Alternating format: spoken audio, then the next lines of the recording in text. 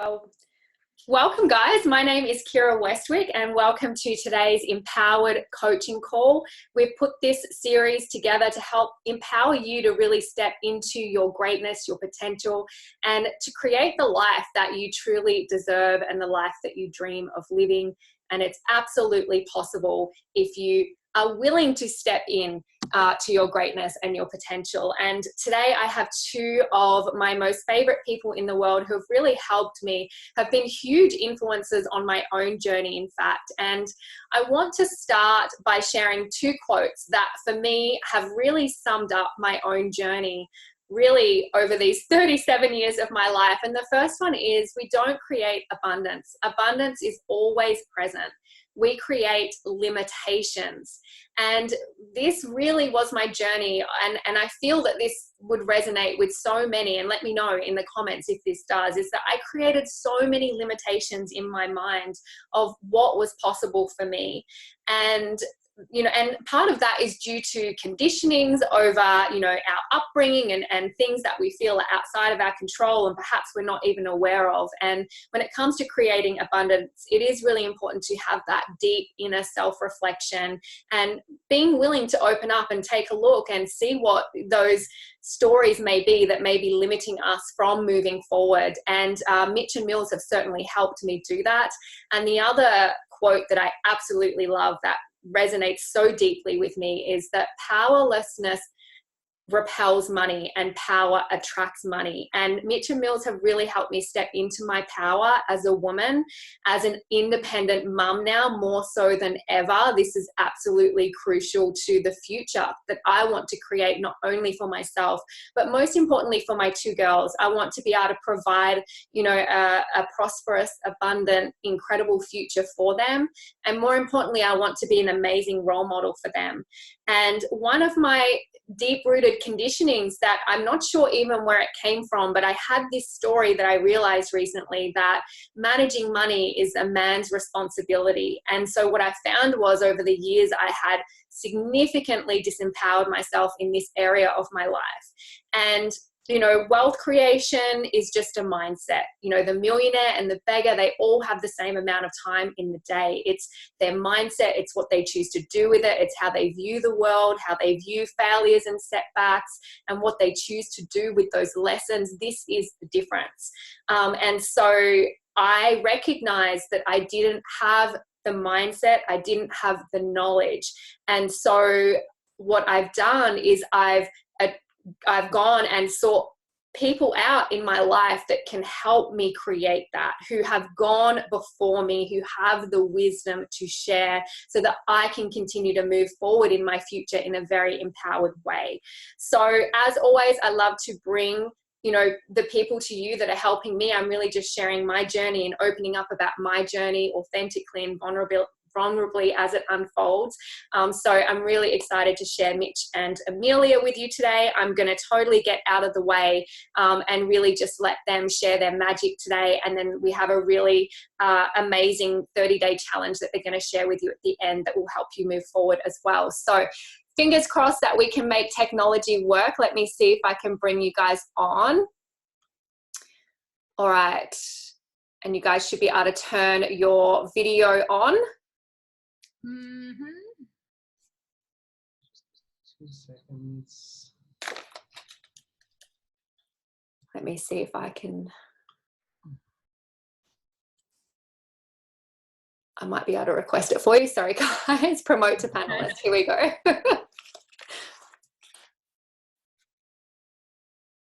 Beautiful. Cool. There we go. Hello, world. How are you? Good, how are you? So first of all, I just want to express my absolute gratitude, because since, taking on your coaching and mentoring and implementing your strategy into my life, the emotion that I used to have around money, the uncertainty that I had in my future, despite money that was coming in was creating significant pain and discomfort and uncertainty in my life. And, you know, over the past few months, I just feel in such a more empowered mindset and excited for the future. And that scarcity and that fear is not there anymore. I feel strong and I feel centered. And I wouldn't have been able to do that without your mentoring. So I just love that I get to share this with the women today. Yeah. Well, I think that, you know, from our side, you know, emotional stability and financial stability are intrinsically linked. And one requires the other. They both lean on each other. If you don't have emotional stability, it doesn't matter how much financial money you're bringing in, and it just will slip through your fingers. So I think one of the things that we set about doing from the beginning was really contemplating and thinking about the fact that, you know, this is such an affluent country. You know, we live in West Australia. West Australia is like, it is the Silicon Valley of mining. It is the mecca of mining. Any major mining deals that happen anywhere globally all happen here in West Australia. And we noticed that there were so many people living either just above the poverty line or just below the poverty line in Western Australia.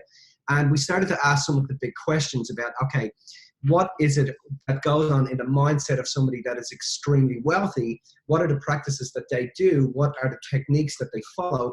And we spent many years researching these techniques and having a really deep look at the habits and behaviors of these people, so that we could formulate a system that allowed people to, any human being, from the bum on the side of the street right through to the mums, dads, pops, right through to high-end business owners, and it didn't discriminate. And what it did was it allowed people to actually master their wealth and be able to master their emotions and have a vision and a mission that allowed them to bring abundance into their lives.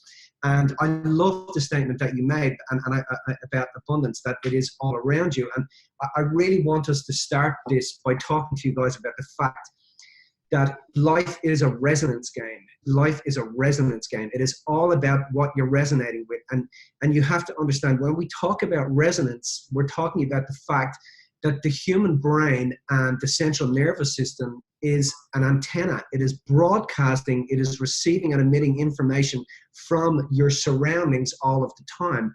And whatever you're broadcasting and receiving is dependent on what you are internally tuning into. I.e., if you're tuning into a poverty mindset, that's all you will get.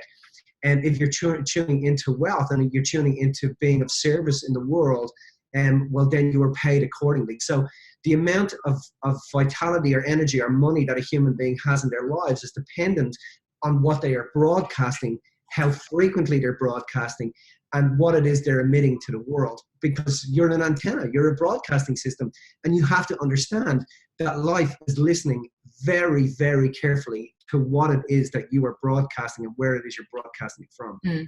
So before we kick this off, I want to say to you, Kira, that the fact that you have done this, and I know you're thanking us, but realistically it's about you have empowered yourself to tune in. You've empowered yourself to say, well, that story that I've had doesn't have to be the story that defines the rest of my life, just because it defined part of my life.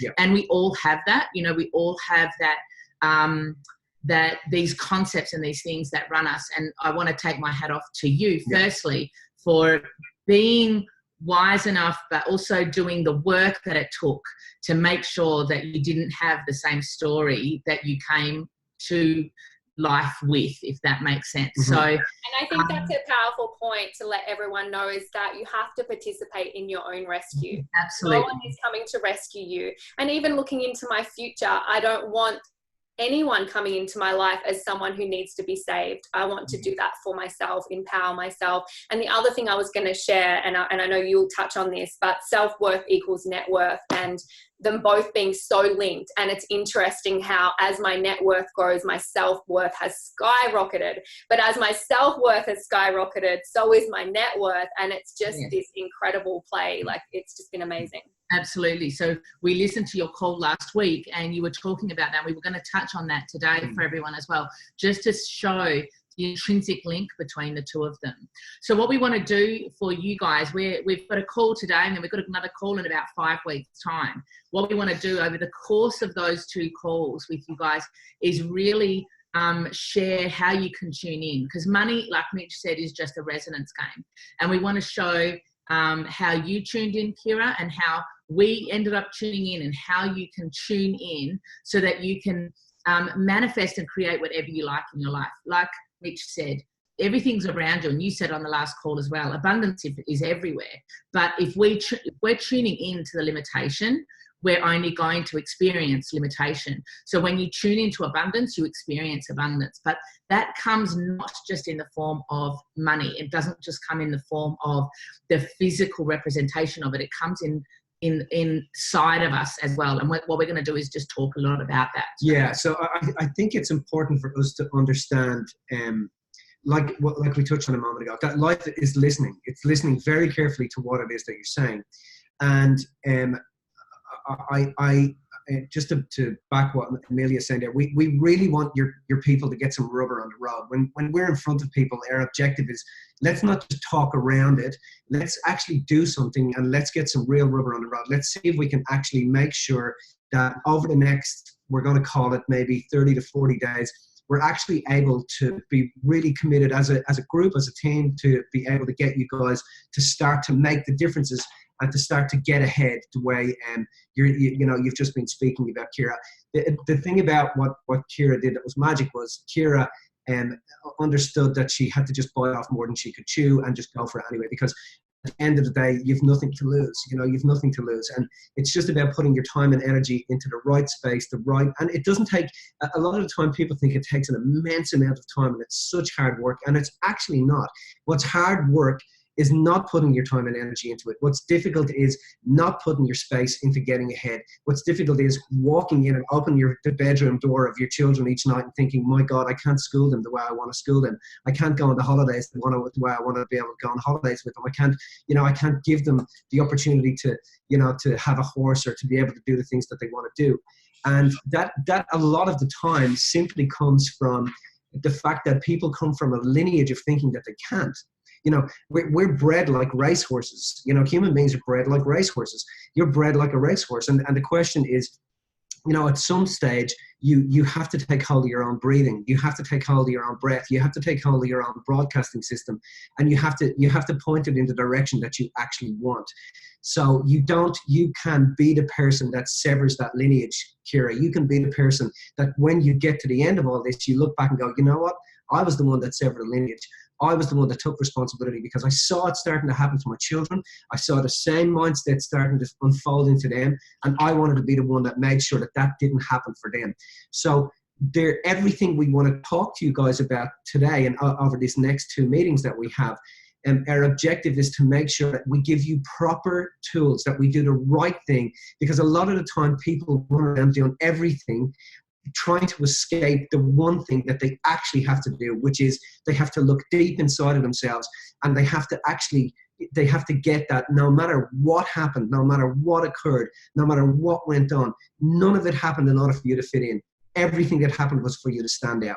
You don't want to spend your life trying to fit in just because of what occurred in your life. Your objective is to grab hold of the reins of what occurred and turn it into your greatest friend, your greatest blessing, the greatest thing that could have ever happened to you. So what we want from all the participants, I normally can see people, so I can't see anybody today, but that's okay. I want you guys to comment for me and tell me what you think is the one thing that's holding you back from really stepping in to your power, from really stepping into owning this money game, from really being able to take hold of the reins. What is the thing that you perceive is holding you back? Where is your limitation? If you can start to comment on that, that would be awesome, and just give us some feedback on that. So great, I can see some comments coming through. So a lot of it is that somebody else is there to make the money, and there's belief and commitment, confidence. Okay. The ability to be successful, etc. Cool. I'd like to see those people. A lot of comments over on Facebook too. Facebook as well. Okay, cool.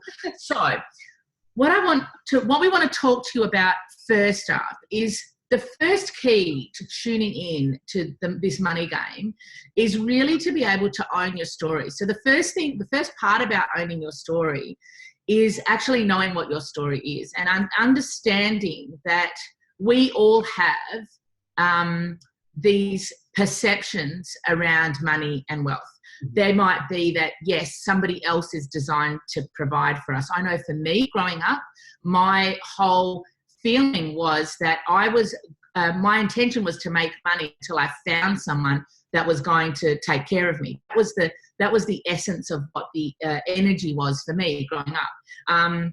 There's the feeling of, I'm worried that I'm going to fail, or, you know what, it's only ever okay. It's not okay to be greedy. You know, money means that you're greedy or that you're bad in some way. So we've all got these stories in some way. Or even that money creates envy of other people in your life. You're going to leave people behind. You're going to isolate yourself. You're going to isolate yourself, all that sort of stuff. That's, you know, you have to understand that your story is the way. You know, people think, you know, I had all these things happen to me, so I want to ignore them. But in actual fact, those things that happened to you refined you. Those things that happened to you made you extraordinary. Those things that occurred in your life equipped you and enabled you to be able. And you have to understand, when you own the blessings in what occurred within your life, people want to invest in you. They want to buy your product. They want to buy your service. They want to hang out with you because they see that you have done the work. You have looked deep inside of yourself and enabled yourself. And no matter what occurred within your life, no matter what happened, it was specifically designed in order to evolve the immortal nature of who you are and to evolve your vision and your mission and what it is you're actually here to do. And the funny thing is, when we drill down with people, Ciara, and we watch this happen, and then we watch it, the switch just flick for someone, and then a tear, turns up in their eye, and they start to weep, and they realize, oh my God, here I was spending my life, trying to only be half a human, trying to get rich, only collecting coins that had one side, just pushing all these things that happened to me away, not realizing that they were the way. The things that you think are in the way are the way. They are designed in order to enable you and give you everything that you need to achieve the things that you want to achieve. So what most people try to do is, in their life, they try to run from their story. They try to say, this happened to me back here, or I have these beliefs over here, and what I want to do is I want to run away from that, and over here is all the juice, all the richness, all the love, all the success. Over here, away from all that stuff, there is everything that I'm looking for. The truth is actually the opposite, because we're designed to or we feel we're conditioned to run away from it. But the truth is actually here. If you go back to this, if you go back to the story, if you go back to what happened to you, and this, I saw somebody comment there that they're struggling to own what happened to them. If you go back to what happened to you, the gold is actually in that. The concept or the idea that running away from it is going to give you something different is never ever going to work, because you're always running away from something. And as you're running away from something, what this means is that you're trying to not own a part of your life that made you who you are. This part of you made you who you are. It's got richness, it's got gold in that aspect there. But when you're trying to run away from it, you're trying to be a half a person. You're trying to say, I want to present myself to the world as only this positive, as only this plus aspect of yourself, and not own this perception of negativity. That might even be the perception of not having confidence, the perception of feeling not good enough. All of the things that you perceive are the things that are in your way are actually the way. And trying to get wealthy by trying to be a half a person and trying just to be half and not own that part is counterproductive, because everything you need is actually in the thing that you're not looking at. And then your energy is going into the wrong place. Yes. It's going into you think your energy is going into trying to be all plus, plus, plus, but in actual fact, your energy is being put into suppressing the parts of yourself that you don't want to own. And so we want to make sure that through this, we want to show you how to grab hold of those parts. And, you know, when we're dealing with parts with a person, and I'll give you an example of what I mean by a part. Let's say you're at a restaurant and you're thinking, you know, just finishing a nice meal, and you're thinking, you know, there's a part of me wants to have a dessert, and there's another part of me doesn't want to have a dessert. They are actual parts of your psyche. One of them wants to have a dessert, the other part doesn't want to have a dessert. So in order to get ahead, you have to be the whole of your psyche. You have to be, people love you for your wholesomeness. They love you for every single part of yourself. So your objective then is to say, okay, what do I perceive happened to me? And then ask the bigger questions, because the quality of your life is dependent on the quality and the art in which you ask yourself high quality questions like, how has this enabled me? What is it teaching me? What has it showed me? What did I have to summon in order to deal with what went on there? Who is the person that I am? And as you start to do this, and as you start to count your blessings, there's something very deep occurs. And what is deep is that you start to fall in love with parts of yourself that you never ever thought you could fall in love with. And love can only be found in the places where you're adamant it doesn't exist. It's a very important point. Love is found in the places where you're adamant it doesn't exist. Very important. Now, we're going to cover more of that questioning stuff a bit later on in the call. But what I want to talk to you here about also is that you have to understand the difference between being consciously willing to step up and what's going on subconsciously. Because all of us have this conscious desire to have more money or to have more success or to have more love or to have more connection in our lives. But subconsciously, we've got stuff that's holding us back, and it's your subconscious self that's running the show here. Yep. It is not your conscious self. Your subconscious self is running the show. So if you know, I've got people asking questions like, why are you blocking yourself? Well, the block is happening internally. The block is something that you're not looking at. It's something that you're trying to avoid seeing. And the reason that you're trying to avoid seeing it is because subconsciously, you know that the love that you will find in that space is over and above anything else that you could ever have imagined. So when you, your conscious self is like, no, let's just avoid that, because there's a part of us that's afraid of actually experiencing the amount of love that we can experience. So this is an important point to understand, because one of the things we've noticed over time is that human beings are really, really good at failing. They're really good at screwing it up. They're really good at making a mess of relationships. They're really good at feeling poor. They're really good at living below the poverty line. They know how to do that. That is not what frightens a human being. What terrifies a human being is succeeding. What terrifies a human being is being loved. What terrifies a human being is opening their heart and realizing that no matter what happened back there, they were loved.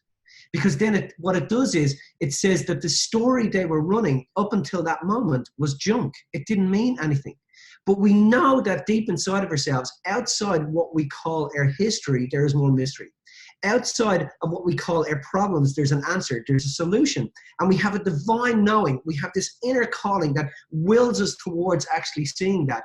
And so seeing that is what actually frightens a person. So to see that, you have to do it gently with yourself. You have to go easy on yourself. You have to understand that it's a process. It's not a big, huge do your head in process. It's a process of actually falling deeply in love with yourself. And when you do this and when you own those parts of yourself, this is when you become empowered and this is when you become enabled. So when you do that, you start to appreciate yourself. So listen to what I'm about to say to you here. Money flows to where there is the deepest amount of internal appreciation. Money flows to where there is the deepest amount of internal appreciation. So money flows to where it is appreciated most, and it flees from where it's appreciated least. So where there's deep appreciation for self, when we have deep appreciation for self, we start to build our self-worth. Our self-worth. And as we do this, we become, financial independence. So listen to what independence is. It's independent. You're not outwardly dependent, you're inwardly dependent. So financial independence, and independence only comes about as the person becomes dependent on their own love. They don't look for anything in the outer world. They become inwardly fluent. And when we are inwardly fluent, we are outwardly influential. And people who are inwardly fluent, that are outwardly influential, have a following and a calling, and people want to participate. They want to buy your product. They want to buy your service. They want to fly with you. They want to hang out with you. They want to be on your team because you're interdependent. So this actually leads us really well into the next thing we want to talk to you about in terms of tuning in, which is about your calling. So the first one was own your story. Was about owning your story. So let me just go back just and cover one more thing about owning your story. The part of the reason that we don't want to own our story, and the part of the reason that we stay limited by these beliefs in ourselves, is because we have a subconscious loyalty to people, to ideas, to situations around us that have helped us to get to where we've got to. So I'll just use your story, if you don't mind, Kira, because last week you were talking about how it was for you growing up and how your mum did everything that she could. But what part of what you, I know, had to struggle with is, well, that, you know, a mum has to struggle in order to provide for their family, because your experience was that your mum had to struggle in order to provide for her family. Now, even though you didn't recognize that as a kid, subconsciously somewhere that's ingrained in us. It's ingrained in us when we see it around us. And if we see that our mum did everything possible to provide and wasn't able to quite get to the next level, a part of us will feel loyal to her ability to provide, and we will subconsciously, now not consciously, because consciously we understand that mum would want nothing more for us than to grow, but subconsciously we will feel that if we surpass our mum and we surpass their ability to be able to provide, then we're making mum feel that she's less than us. So we will keep ourselves at this level so that we don't have to be disloyal to anyone. Now, everyone thinks that loyalty in life is an amazing thing, and it does have great qualities in some ways, but subconscious loyalty to people's stuckness is what I'm talking about here. And and not even their stuckness, but their own limitations for whatever reason. This is not saying that they didn't do their best and they didn't provide in the very best possible way, but subconsciously, when we keep ourselves at the level that we're keeping ourselves there in that loyalty aspect, we will never grow. So our limitation and our owning our own story is about surpassing those loyalties, is about owning that just because we are where we perceive we've outgrown them doesn't mean that we're doing them any disservice. So I think it's also important to understand here that, like Amelia said earlier, your conscious mind is not influencing, it's very important to understand this, is not influencing your world in any way, shape or form. It is your subconscious mind and what goes on at a subconscious level that is in the driver's seat. You create your reality based on what happens at a subconscious level as opposed to a conscious level. So your subconscious loyalties to other people's poverty mentality and that lineage and that history is what you repeat. So you must look at yourself at a deep subconscious level to understand, first off, is there an innermost dominating thought that is creating my outermost dominating reality? And your innermost dominating thought is what creates your outermost dominating reality. So you must understand that shifting, you have to create an innermost dominating thought that is congruent with the lifestyle that you want to live. But if your innermost dominating thought is I was abandoned, I was rejected, I was neglected, then you're in trouble. So, if that's what's going on, that's what you have to look at, and that's what you have to face and say, okay, what's the story I'm running around that? Because once you shift that innermost dominating thought, you create a congruency between where you are internally and where you want to be externally. So the other thing is that you can't own your story in halves. You cannot just go about in the world and say, oh, I'm just going to own the good things that happen instead of all of what happened to me. You have to be able to own all of what happened to you. Now, the first step in this, and this is one of the things we do in our seminars, we have a 2-day money seminar that is all about mindset and money. One of the things we do is we help you to own your story. We help you to figure out, where did these behaviors come from? Where did these patterns and conditionings come from? Where are my loyalties lying, so that I can really knuckle down and figure out what is actually stopping me from moving ahead? What's actually stopping me from projecting myself forward? So the first thing about tuning in is you have to own your own story. You can't own it in halves. You have to own the whole thing. And your limitation and the thing that you think is holding you back is actually the key in order for you to move forward. Is actually the key. And ultimately, our objective is we want to get all of you that are on here the opportunity to be able to do that. We want to show you how to drill down on it and sort it out. Because, you have to understand, it gets sorted out like that. It's very easily sorted out.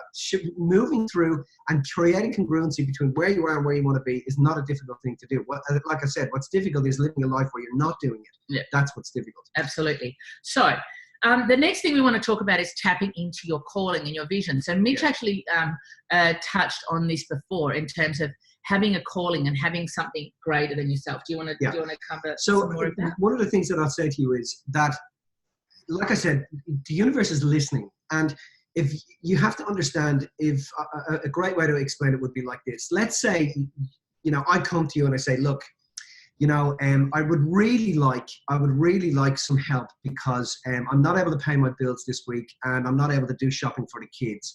You're most likely going to turn around and go, well, I have my own children and I have my own problems, so thank you, but I'm not going to participate in that particular cause. Or then I come and I change it and I'm like, okay, well, so I got a new cause now. I really want to be able to school my children. I really want to be able to get them a really good education. And I'm wondering if you'd be able to help me financially with that. You're going to go, well, I have my own children and I got to educate them myself. So that's not really in line with what I want. That's not really, that doesn't bite me. I don't really want to participate, or I don't really want to contribute to that. You're going to have to work your own way out around that. But what about if I come to you and I say, look, I found this product that literally we've worked out that children are not getting enough vitality every day. We've worked out that the vitamins that they're getting from their food is not enough to be able to sustain the growth of their growth of their brain, the growth of their well-being. And I have a product and a service that I believe will be, if we take this to the world, we're going to be able to change people's vitality. We're going to actually be able to make sure that our kids get the necessary vitality on a daily basis that they require in order for their brain to be able to grow properly. Now, that's a different animal. That's a different ballgame. I mean, this is obviously what Kira does, but that's a different animal. That's a different ballgame. And people will want to invest in that because we all have an innate desire to sustain life. We all have an innate desire to make sure that we get to our deathbed healthily. We all have an innate desire to be able to have the energy that we need to be able to be with our people, be able to be with our kids, to be able to be around the people that we love.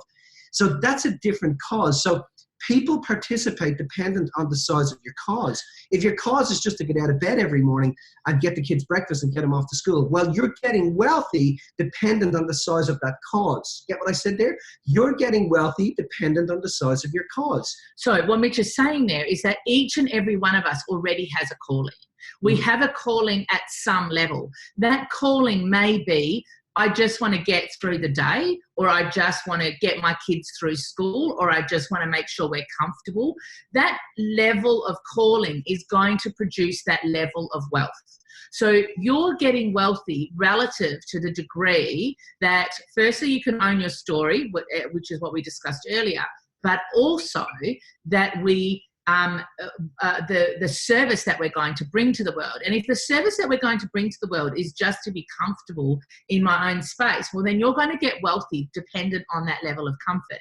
Now, if you have a calling that is greater than yourself, and I'm not talking, when I say calling that's greater than myself, people often think that I'm saying, oh, you've got to change the world and it's got to be so massive that it's literally unattainable in your perception. That's not what I'm talking about.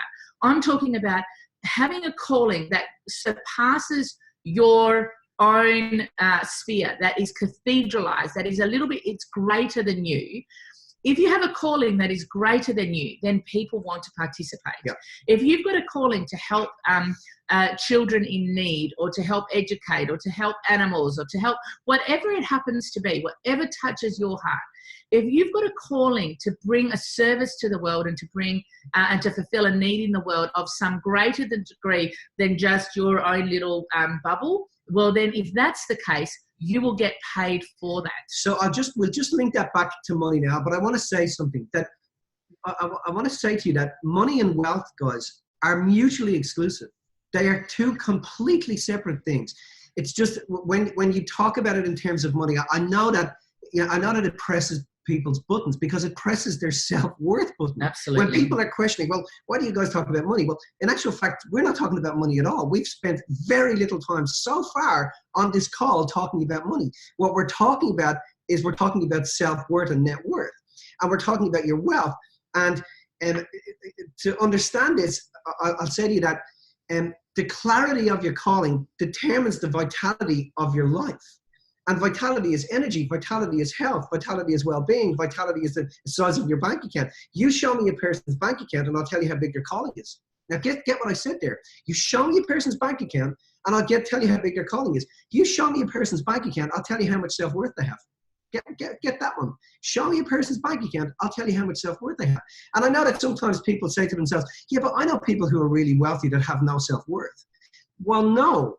They have self-worth in the area of their highest values, which are different to your values, and that's why you think there's a contradiction. In terms of your values, they have low self-worth, but in terms of their values, which is probably money and organization, they have high self-worth. So people have high self-worth in the area of their value systems. Very, very important thing to understand. People have high self-worth in the area of their value system. So in terms of the clarity of your calling improves the health of your wealth, we want to make sure then is that your calling is greater than yourself, that it's more than just your day-to-day. So how do you make your calling greater than yourself? You have to start to think about how you can impact the world. Now, like I said, it doesn't have to be on the grand scale of people, famous people out there that you see. It has to just be on your scale and what resonates with you. So, Kira, I know your thing is empowering women. Now, because you're empowering women, I know you have a charity organisation. You've got an organisation that you contribute to as a result of that. So, for everything that you give back, these women, you get to empower other women in that regard. So that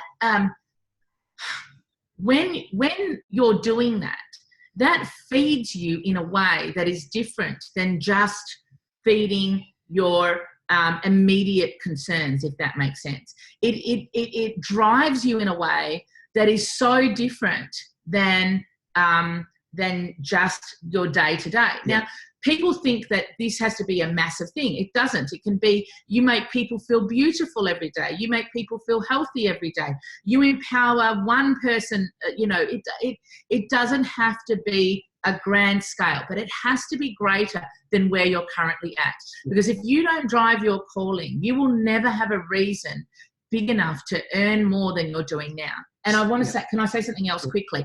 The reason that we're talking about money so much, because a lot of people say to us, why do you guys go on about the money thing? And they think that we're talking about money as this, as the be all and end all. Actually, we're not. What we're talking about is people having a vision, people having a life that is greater than worrying about the day-to-day stresses of money, because so many of us use money as our reason not to fulfill our dreams. Mm-hmm. And what we want to make sure of is that you are going towards your dreams, that you are focused on your dreams, and that money is, when money comes in and when a problem comes in with money, that you are not sidetracked to look at the problem instead of looking at your vision. So this is really important. So one of the key things we do, and we've done this with you, Kira, is our objective is to get the whole money thing out of the way. So you never have to worry about it again. So all you're here to do is just focus on your vision. On your vision. So focusing on your vision, let's say, we'll just step back a little bit there. Let's say focusing on your vision is, okay, you get that you want to be of greater service than just taking care of your immediate day-to-day stuff. The first step in doing that I did, this is what I did. So this was the first step that I did. Every morning I would wake up, and before I get out of bed, I would think of one person in my life that I was going to add value to their life that day in some way. And I would put that person in my line of sight, and I would go and I would specifically stop and spend time with that human being, and I would talk with that human being, and I would simply add value to their life. That's all I would do. Add value. Now, I knew what I was getting back for that, but I knew very clearly what I was giving and receiving for what I was doing. So this is very, very, very, very important. So all of you that are out there that are thinking, you know what, I know I want to be more. I got this chatter in my head, whatever it is that's going on. The only thing I would recommend that you start with doing is every morning you wake up and put someone in your line of sight and go and share, maybe just to listen, share some advice, whatever it is, but just be of service to humanity. And when you're of service to humanity, service comes to you. Then it might be after a week, you pick 2 people, and then that's how you start to grow who you are. That's how you start to pick up the reins. And I want to talk about this now. You have to understand that the way in which we start to avoid petty things occurring in our lives,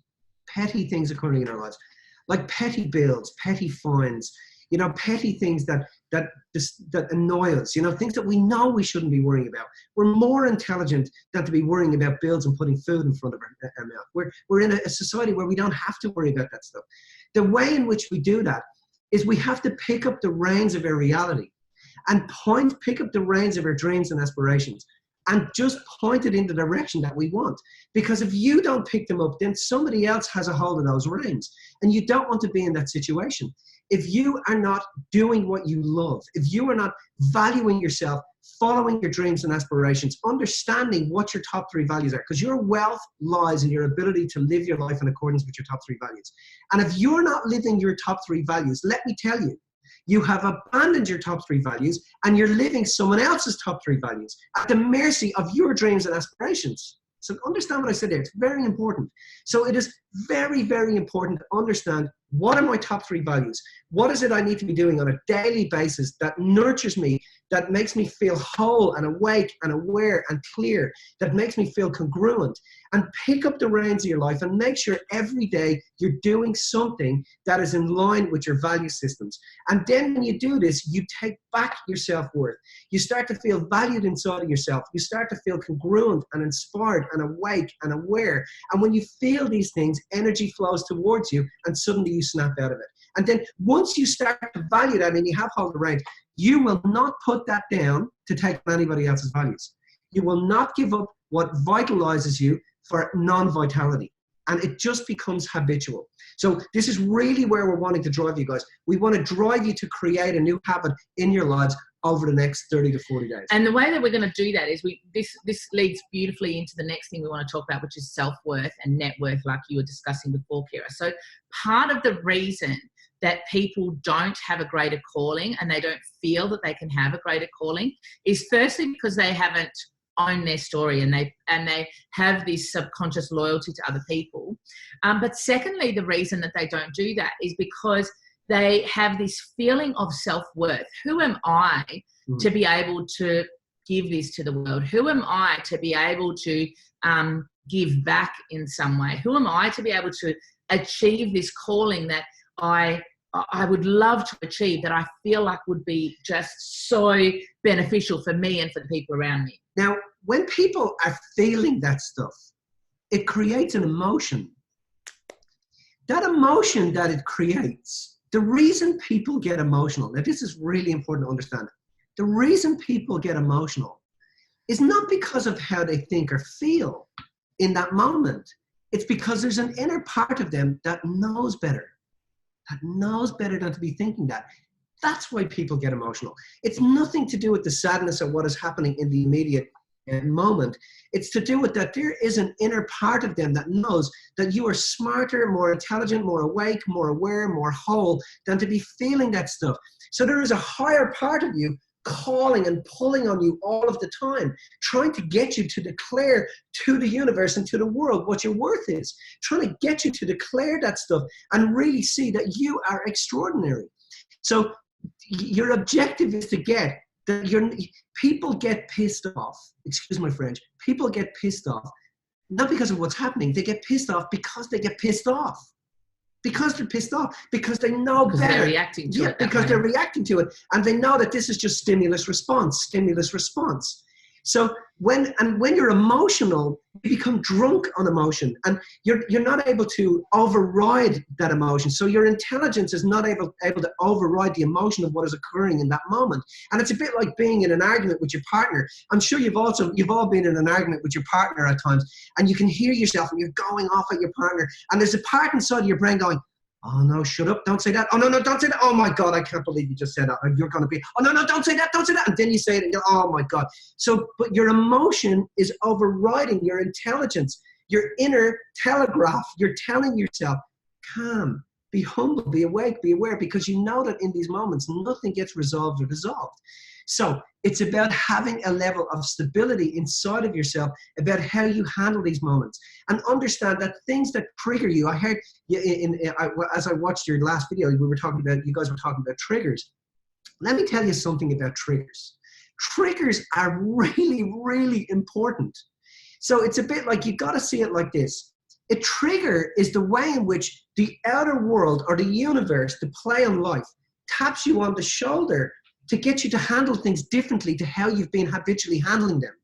So when the husband doesn't shut the drawer and you go, I can't believe you don't shut the drawers. You got to shut the drawers. You leave everything open all the time. Blah, blah, blah, blah. When you do that, that's just stimulus response.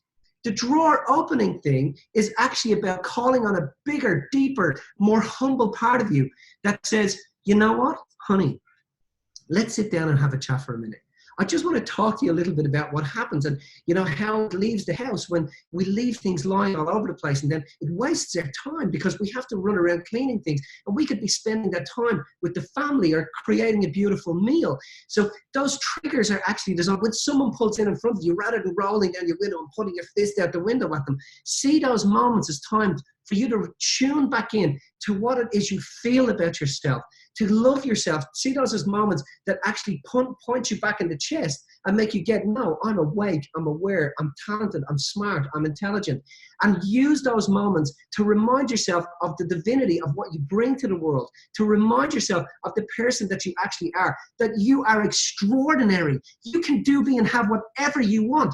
You are designed to, you are in a world. This world is designed in order to evolve the immortal nature of your heart, in order to give you everything you require. And all it's doing is asking you to create a congruency in here with what is happening in here and what is the true nature of what you want out here. So that's what triggers are about. They are not designed to get you mad. They're not designed to piss you off. They're designed to remind you of your divinity and your extraordinariness. So when they happen, remind yourself, take responsibility, be accountable, stop and look at who you are and what you bring to the world. And then you will invite triggers, but the triggers will become better. They'll become more evolved. They'll become more congruent with your dreams and aspirations. Absolutely. So let's talk about self-worth and net worth now, right? So we discussed earlier that you have to work on both. You cannot work on your self-worth without it affecting your net worth, but you'll have to be working on your net worth at the same time. You can't be working on your net worth without working on your self-worth. So in our next call, now in a few weeks' time, we're going to dive a little bit deeper into actual strategies for your net worth. And like I said, we spend 2 days talking to you guys about this in our money seminar. So we're going to give you some of those tips on the next call. But what I want to talk to you about today, what we want to discuss today, is the self-worth aspect of it. So you can't build your net worth without building your self-worth, because as your net worth grows, if you don't feel attuned to that, and if you don't feel emotionally congruent with that, you will sabotage your net worth to match your self-worth. So watching your net worth grow and not doing anything about your self-worth doesn't work. And it's the same the other way around. As soon as you work on your self-worth, you will need to see your net worth growing in order to match the frequency of where you're at. So they work hand in hand. The place that we start is with our self-worth, though, because if we feel like we can't own our story, and when we want to own our story, and we want to tap into the reality and tap into the vision and tap into this calling, we have to get that what we bring to the table in order to be able to achieve this, in order to be able to access this calling outside of ourselves. We have to know what we have inside of ourselves to be able to get to that point. Now, what's that? Mitch, pay attention. Okay, so we're going to tap into, we need to talk about our self-worth and how we can build our self-worth. And this is where we are going to give you an exercise over the next couple of weeks so that you can do this for yourselves and really see how your self-worth can grow over the next couple of weeks. But so firstly, I just want to say something. This is really for people. So that's just for Instagram. This is really for people that we want to make sure that we get some rubber on the road with you guys. So I said at the beginning, you know, when I was talking to Kira, I said, Kira, you know, our mission is always to get rubber on the road with the guys. This is what is really, really, really important. Get some rubber on the road. So this is really for people. This is going to push you. It's a 30-day challenge that is going to push you. And what we're going to do is we're going to tap into the group as we go through the next 30 days and make sure that we keep you guys on track.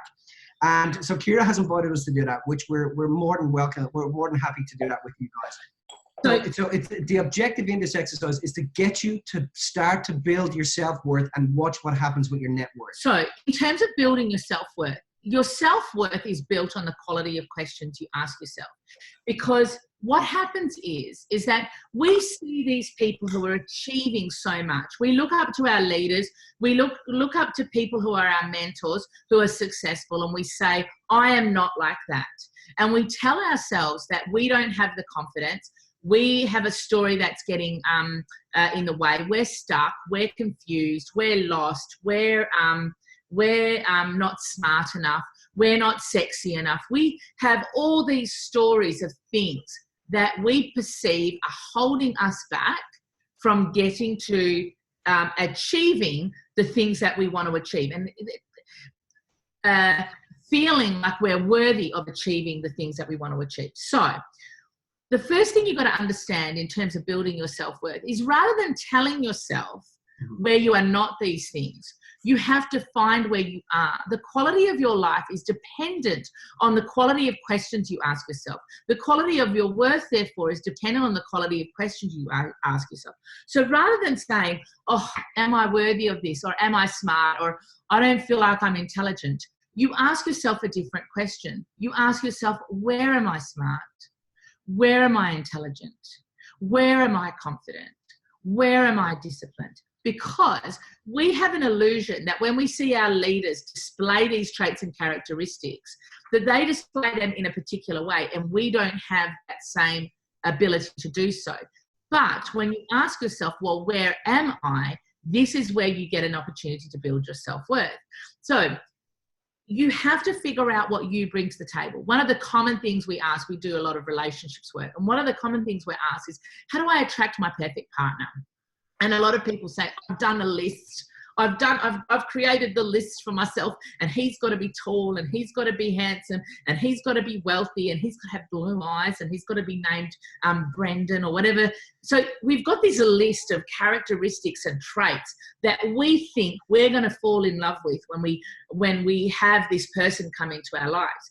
Now, the truth about it is that if that person, if you've created this massive list, and if that person happened to come into your life, that perfect person, blue eyes, tall, handsome, wealthy, attentive, all those sorts of things, guaranteed within the first couple of days you'd be like, why is this person with me? And you'd start feeling insecure about whether that person was actually going to stick around. Because what you've done is you've asked for what you want them to bring, instead of checking in to what you bring to the table. So what we tell people is, rather than asking what the universe, what you want to see outside of you in the universe, well, you ask yourself, okay, in a relationship, what do I bring to the table? Well, actually, I'm smart, I'm intelligent, I'm fun, I'm attentive, I'm kind, etc., etc. And when you start creating this list for yourself, what you do is you start to fall in love with yourself. And when you start to fall in love with yourself, you attract towards you, you tune in, and you attract towards you more of a person, or more of that which will love you, if that makes sense. So rather than trying to create a list for the outside world, you start to fall in love with you. You go inside of yourself and realize, this is who I am. This is what I offer. This is what I bring to the table. This is the essence of true empowerment.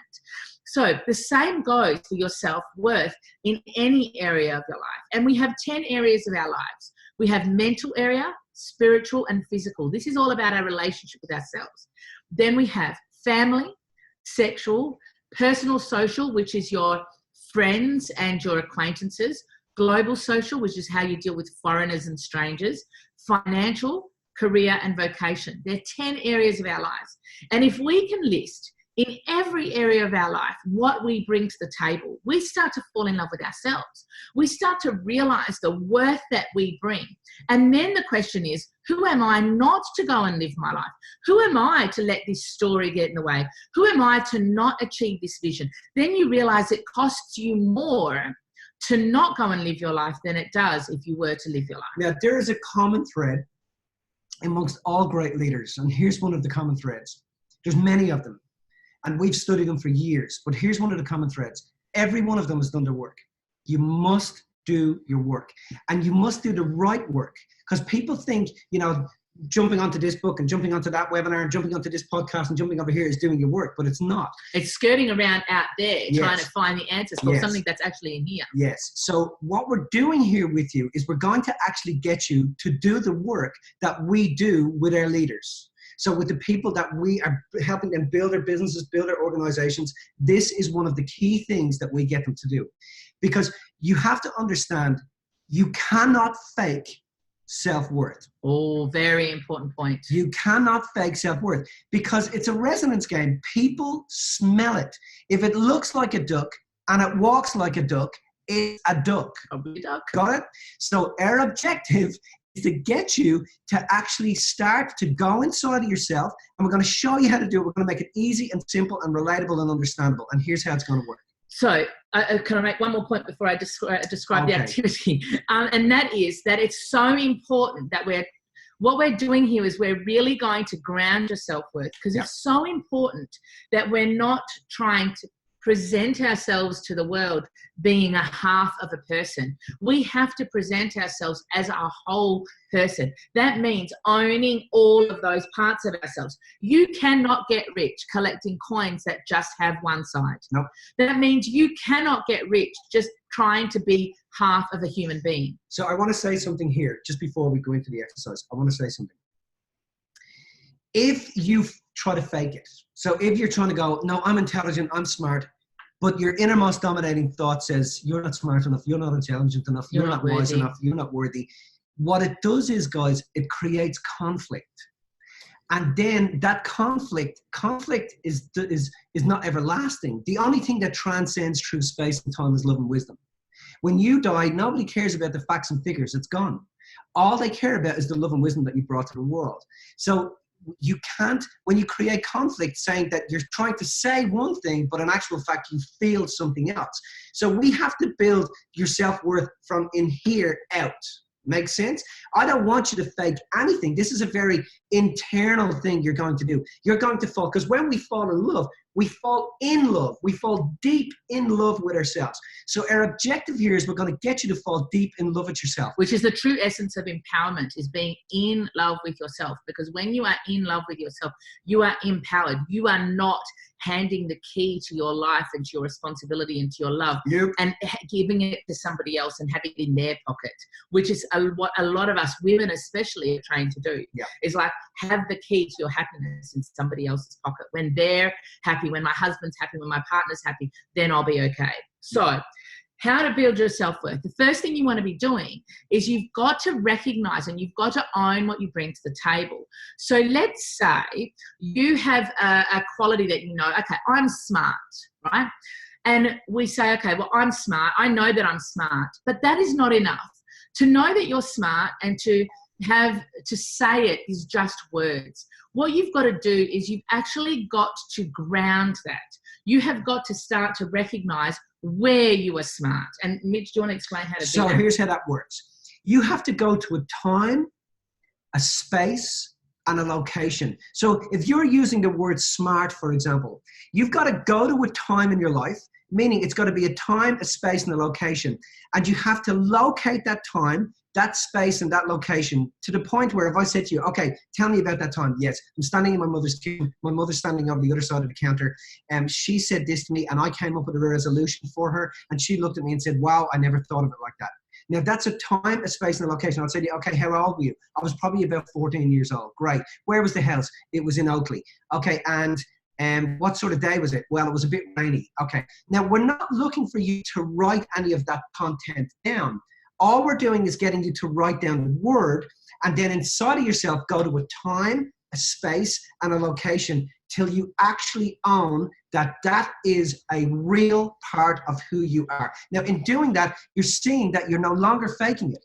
When it's actually being lived out, it can't be false. Because when you're saying I'm smart, it doesn't have any groundedness. It doesn't have any stability. It's just a word that you've heard yourself say, you've heard other people say A million times. A million times. And it doesn't have any juice. It doesn't have any essence.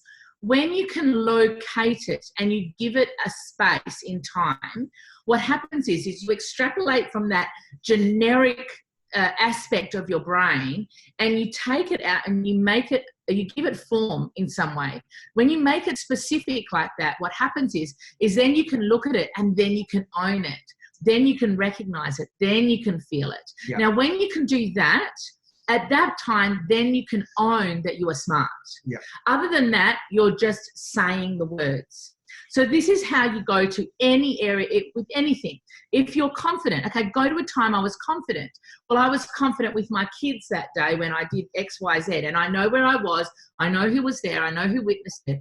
And you don't need to describe to anybody else where you were, but you have to, inside of yourself, before you write down I am confident, you have to have grounded that in actual time and a place. So this is can I just ask you for some tips for the ones who are still going to have a self-pity party and I'm not that and I've never been confident? Absolutely. What advice would you give to the ones, you know, that need to call BS on themselves? And okay. So one of the things that happens is that when we see somebody else being confident, we look at their confidence and we say, oh, they're confident because they can speak in public, right? Or they're confident because they can wear that outfit, or they're confident because they can say that thing. So we're picking out aspects of their confidence. But my confidence might be that I'm really confident in how I spend time with my children, or I'm really confident in how I cook. Now, I can speak in public. This is me personally, right? I can speak in public, but I will set off the smoke alarm every single time I cook. I can't cook to save my life, okay? And I watch you cook on Facebook sometimes, Kira. I'm like, how the heck does she does that? Put a bit of this, put a bit. I'm like, that's like my worst nightmare. So I wouldn't necessarily say, but I still have, even though I can't cook to save my life, I can still make things that the kids love. Does that make sense? I would never cook a dinner party in a million years. But there are still aspects of that I can be confident in. Or there's other aspects of my life that I can be confident in. You don't have to limit it to a tiny little window. So what we do is that we would rather be pitying ourselves than owning the fact that we have got it in certain areas. So you want to look in different areas. So what we're going to challenge you guys to do is in every area of your life, you're going to find the traits and characteristics and start to own them. So for example, on day one, you're going to take one area of your life, and Kira's going to help you with this because she's going to put it in the Facebook group. We'll put the link to the Facebook group up here, Kira, as well. And if you join the Facebook group, what Kira's going to do is she's going to put at the beginning of every day a message that says, today we're working on mental, and a reminder of what mental actually is. And then you're going to write down 10 things per day, that day, that you bring to the table in terms of mental. So that might be, I'm focused, I'm balanced, I'm kind mentally, I'm intelligent mentally, I am disciplined mentally, etc. I'm clear. Now, you might not feel those things every second of every day. That's not what we're asking you to do. And that's why people will stop themselves from saying, I am clear, or I am focused, or I am disciplined. But they can pinpoint, yes, I have been mentally disciplined here. When I was at uni 20 years ago, I was doing X, Y, Z, and I was disciplined then. Or when I was with my kids that time, I was being really disciplined in how I was communicating with them or whatever. So don't limit it to an overall thing. We don't want that. We know that that's not reality. It's not reality that you're confident all the time. You're not meant to be confident all the time. But you have moments and you have glimpses of that. We want you to pick up on that. So in the comments under each section, what you're going to do is when Kira puts up mental area, you're going to write 10 things that you bring to the table mentally. And the only way that they will make that list is if you have been specific within time, space, and location for yourself. So you don't have to say, oh, this is when I was confident. You just have to write, I am confident. But having written that, you will need to know that you have owned that time, space, and location. Now, here's what happens when we do this.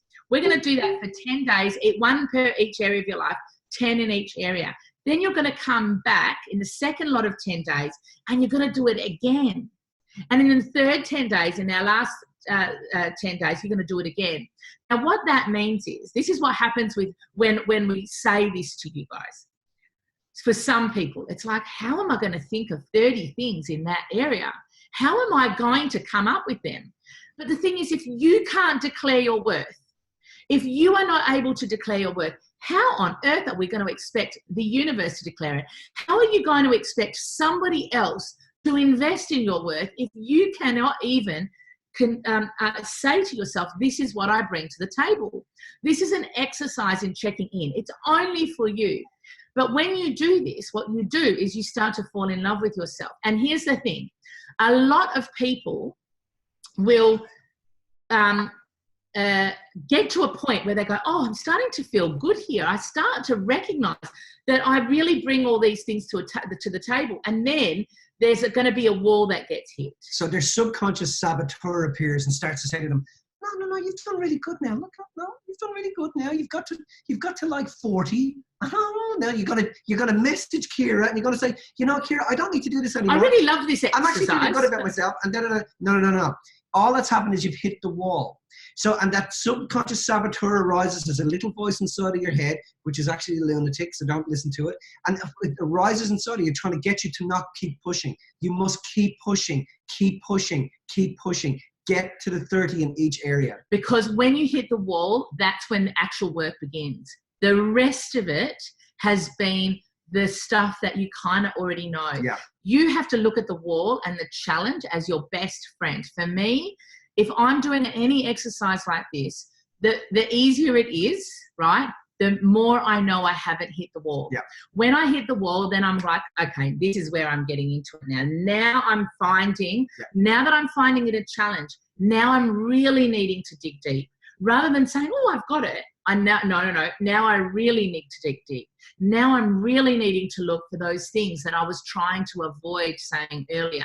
These are the things now that are actually the things that I need to own and love about myself. Yeah. So what we're doing is, this is everything that we said we were going to do to you through this whole piece, which was, now you're actually declaring your worth.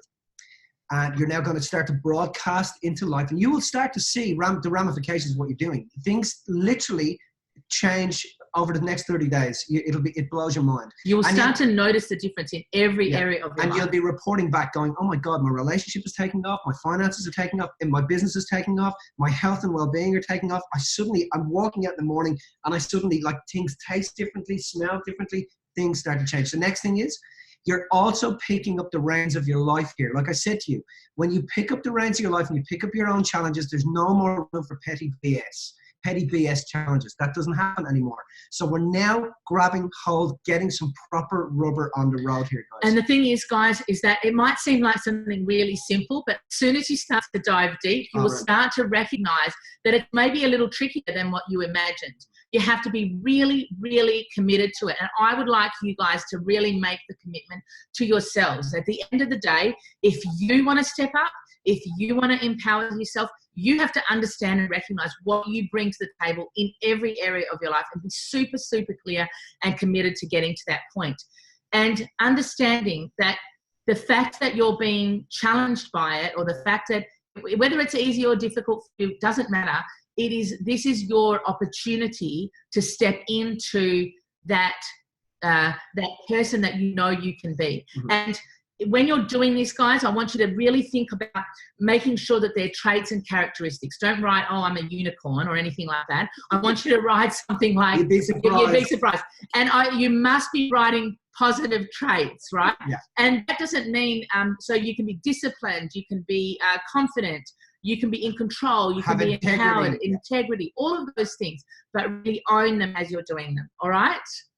I want to add in there, I read a beautiful quote recently, which I just thought was so empowering.